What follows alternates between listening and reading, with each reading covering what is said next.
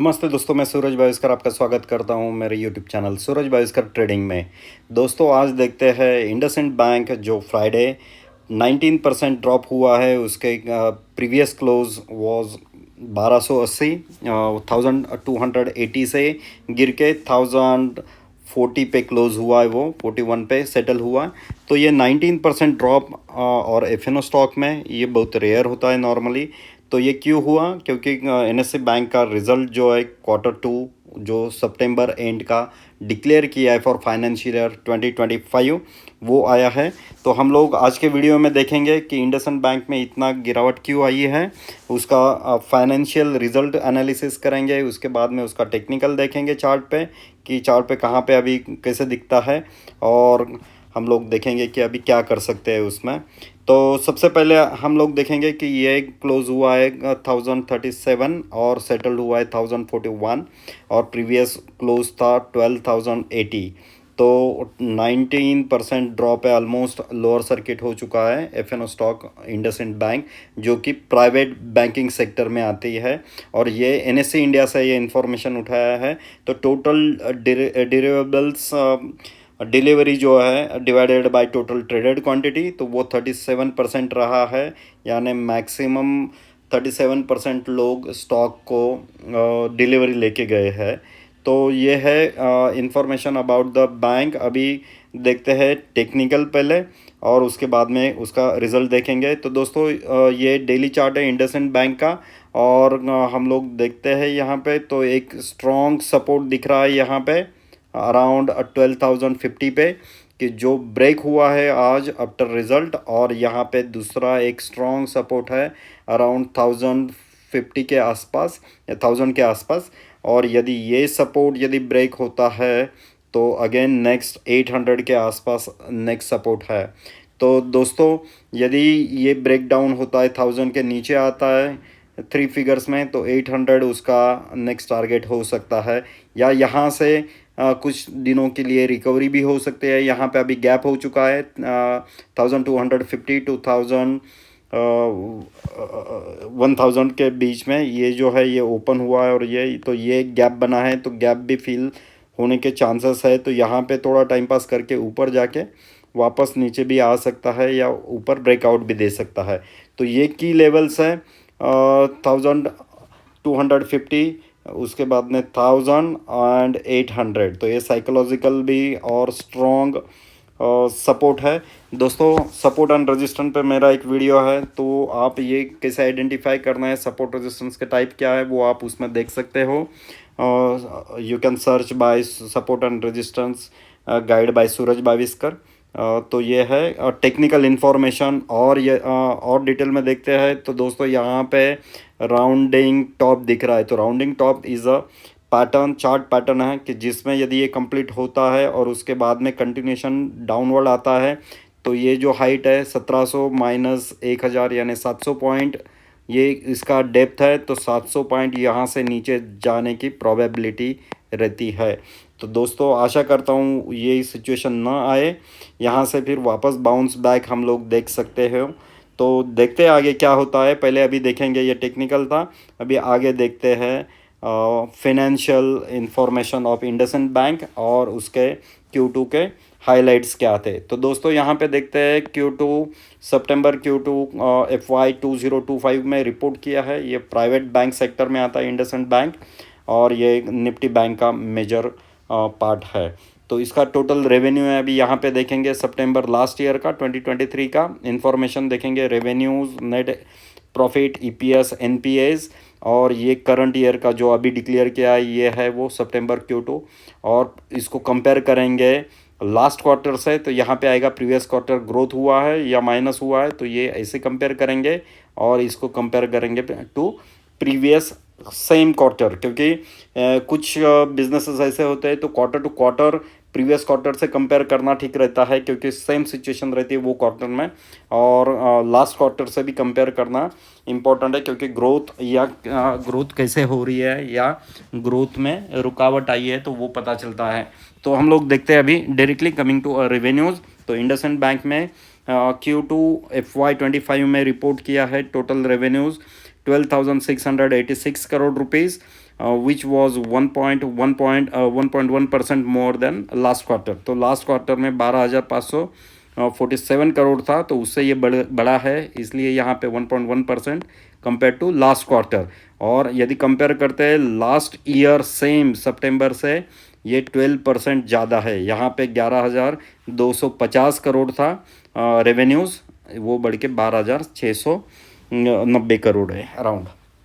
तो रेवेन्यूज़ तो ओके है, means quarter to quarter 1% increase और compare to previous quarter 12% increase है, इसलिए ग्रीन में दिखाए यहाँ पे। अभी देखते हैं नेट प्रॉफिट। तो फिर प्रॉब्लम क्या है? नेट प्रॉफिट जो था, ये कंपनी ने रिपोर्ट किया है 1,325 crore, which is 38% less than previous quarter. तो प्रीवियस क्वार्टर में 2,152 करोड़ था टोटल नेट प्रॉफिट, और वो कम होके 1,325% हुआ, यानी 39% drop from the previous quarter. और यदि लास्ट ईयर का देखते हैं तो वो 39.25% ड्रॉप है, जो कि 2,181 करोड़ था, तो अभी 1,325 करोड़ से। तो दोस्तों, कंपेयर टू लास्ट क्वार्टर और compare to previous year same quarter, दोनों 38 to 39% ड्रॉप है नेट प्रॉफिट में, इसलिए ये एक बैड न्यूज़ दिख रहा है, इसलिए स्टार दिया है। तो एक ये फैक्टर हो सकता है सेलिंग के लिए, जो मार्केट को पसंद नहीं आया है। तो देखते हैं और क्या है।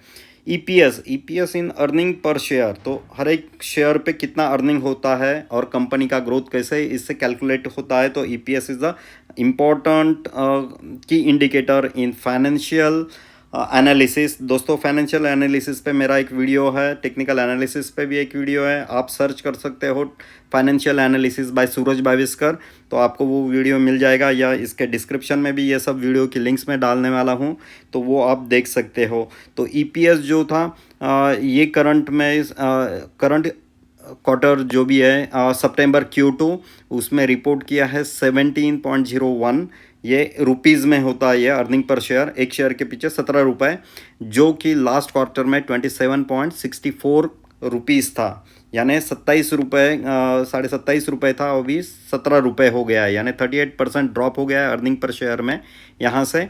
और compare to last year same September time में, जो कि 28 रुपीज़ था, तो वो 17 रुपये हो गया है। तो दोस्तों, ये दोनों बड़े इंडिकेटर है, net profit drop and earning पर शेयर में भी ड्रॉप हुआ है 38 to 39% compare to last quarter और compare to same quarter of last year, corresponding year. अभी नेट एनपीए यानी नॉन परफॉर्मिंग एसेट। तो दोस्तों, बैंकों के लिए नॉन परफॉर्मिंग एसेट ये सबसे बड़ा की इंडिकेटर है कि जो उनके लोन्स कैसे परफॉर्म कर रहे हैं। तो ये नंबर कम होना चाहिए, परसेंटेज कम होना चाहिए, यानी बैंक लोन्स डिवीज़न में अच्छा कर रही है। तो ये जो था, ये रिपोर्ट किया ये क्वार्टर में 0.64%, जो कि लास्ट क्वार्टर में था 0.60, यानी ये बढ़ चुका है, 6.6% से बढ़ चुका है, यानी बैड लोन्स बढ़ चुके हैं। और ये लास्ट ईयर सेम पीरियड में 0.57 था, तो वो बढ़ के 64 हो चुका है, यानी 12% वापस इसमें बढ़ोतरी हो चुकी है, यानी बैड लोन्स बढ़ चुके हैं। तो ये चिंता का विषय है बैंकों के लिए। NPA, net NPA is the important thing. NPA means non performing assets, जो लोन रिटर्न नहीं आ रहे हैं, वो आने के चांसेस बहुत कम है, बैड लोन्स में जाएंगे तो वो प्रॉफिट से माइनस होते हैं, उसके लिए कंपनी प्रोविज़न करती है, बैंक प्रोविज़न करती है। तो ये एक इम्पॉर्टेंट पैरामीटर होता है बैंकों का रिजल्ट एनालाइज करने में। अभी देखते हैं शेयर पैटर्न, होल्डिंग पैटर्न क्या था ये क्वार्टर में। तो अभी देखते हैं 16.36% है प्रमोटर्स के शेयर्स, जो लास्ट क्वार्टर में था 0.38, माइनर सेलिंग है उनका, और ये लास्ट ईयर 16.47 था। तो दैट मीन्स 0.1% प्रमोटर्स ने सेल किया है, माइनर सेलिंग है। और एफआईआई जो है, तो ये इनका होल्डिंग अभी 34.11% था, जो कि लास्ट क्वार्टर में इट वाज 38.4%। तो यहाँ पे 3% ड्रॉप हो चुका है लास्ट क्वार्टर से।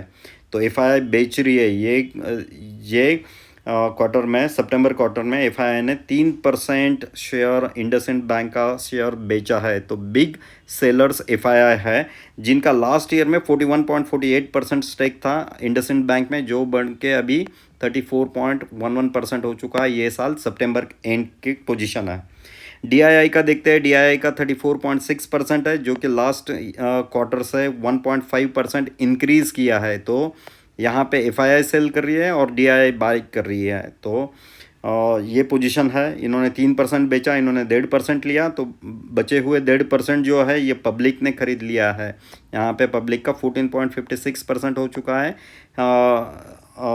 लास्ट क्वार्टर से, और लास्ट ईयर से 13.5 से 14.5 हो चुका है।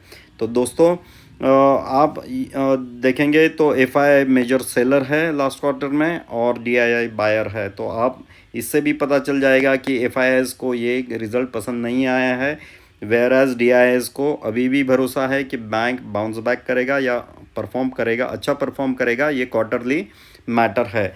और देखते हैं अदर इनकम जो है, तो इंडसइंड बैंक ने रिपोर्ट किया है 2185 crore rupees, which is down from 2282 crore rupees in the corresponding same quarter previous year.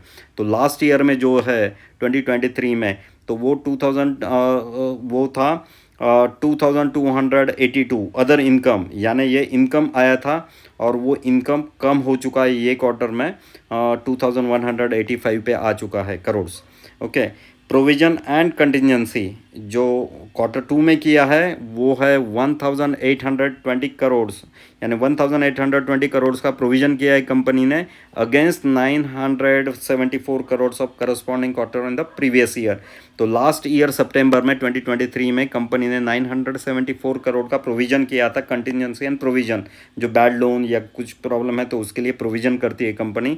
तो ये साल वो डबल हो चुका है 1820 करोड़। तो ये भी एक निगेटिव पॉइंट हो चुका है कंपनी का, जो उन्होंने ये किया है। अदर इनकम कम हो चुका है कंपेयर टू दिस वन, और प्रोविजंस बढ़ा दिए, डबल हो चुके हैं। And operating expenses were at 3932 crore rupees against 3450 crore. तो यहाँ पे भी लास्ट ईयर से 500 करोड़ का ज़्यादा एक्सपेंसेस हो चुका है। तो ये भी एक अनदर फैक्टर है कि जो मार्केट को पसंद नहीं आया है। तो दोस्तों in short net profit down है 38 to 39%, अर्निंग पर शेयर इम्पैक्ट होता है वो भी उतना कम हो चुका है। एनपीए ये कंपेरेटिवली ये बढ़ चुका है 6.6% compare to last quarter. Other income कम हो, अदर इनकम जो है जो बढ़ना चाहिए था वो कम हो चुका है लास्ट क्वार्टर से। कंटिजेंसी डबल कर दिया है और ऑपरेटिंग एक्सपेंसेस 500 करोड़ के ज़्यादा हो चुके हैं कंपेयर टू लास्ट क्वार्टर। तो दोस्तों ये फैक्टर्स है, इसलिए जो मार्केट को पसंद नहीं आए हैं, इसलिए एफआईआई ने ये सेलिंग किया है। मैक्सिमम एफआईआई ही इसमें सेलर दिख रहे हैं और मार्केट को ये रिज़ल्ट पसंद नहीं आया है। तो जैसे हम लोगों ने टेक्निकल्स इसमें देखा है कि यदि ये यहाँ पे सस्टेन करता है 1000 के ऊपर, तो ये रेंज में शेयर मूव हो सकता है। अदरवाइज़ यदि 1000 का स्ट्रॉन्ग साइकोलॉजिकल लेवल है, यदि ये ब्रेक होता है तो नेक्स्ट सपोर्ट वो 800 का ले सकता है। ये कितने टाइम में आएगा ये पता नहीं है, ये मार्केट ही डिसाइड करेगा। But as per technical knowledge ये है, क्योंकि अभी कौन कितना बेचेगा या ख़रीदेगा वो पता नहीं है। पर सिचुएशन है 37% डिलीवरी ली है लोगों ने compare to total traded quantities.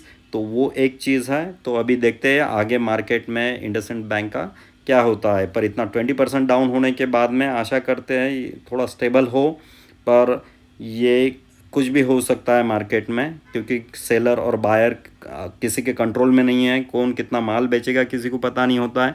तो देखने वाली चीज़ है, मॉनिटर करेंगे मंडे को इंडसइंड बैंक कैसे रहेगा। ओके दोस्तों, आपको ये वीडियो कैसे लगा ये ज़रूर लिखिए कमेंट्स में। यदि आप रिटेलर हैं तो आप ये शेयर से थोड़ा वेट एंड वॉच कीजिए, क्योंकि बिग बॉयज़ ये शेयर्स में अभी वर्क कर रहे हैं। तो थोड़ा वेट कीजिए, सेटल होने के बाद में 1000 के पास एक अच्छा बाइंग अपॉर्चुनिटी है यदि ये नीचे नहीं जाता है और सपोर्ट लेता है तो, और यदि नीचे जाता है तो 800 के पास आप इसको खरीदने के लिए थोड़े थोड़े क्वांटिटी में सोच सकते हो। Okay, thank you, happy